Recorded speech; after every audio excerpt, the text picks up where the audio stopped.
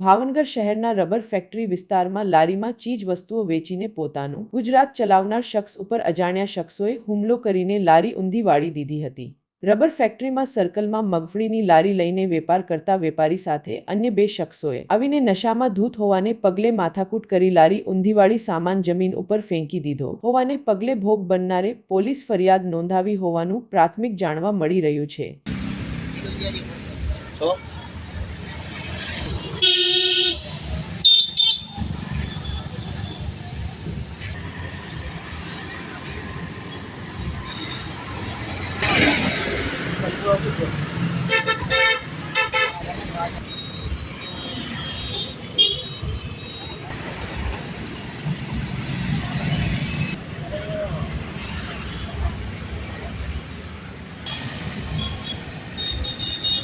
કરું છું થોડાથી પંકજભાઈ ગોપાલભાઈ આવ્યા, દારૂ પીધેલા હતા, તેમની હારોહારી દારૂ હતો, આવીને મારી યાર માથાકૂટ કરી બે ત્રણ લાફા માર્યા અને મારી લારી આખી ઊંધી વાળી દીધી છે। બસ દારૂ પીધેલા હતા, બીજું કાંઈ નથી। પોલીસ સ્ટેશને ફરિયાદ કરવા ગયા હતા કે તમે તમારી મેળે લખીને આવો, પછી અમે ઇન્કવાયરી કરીએ।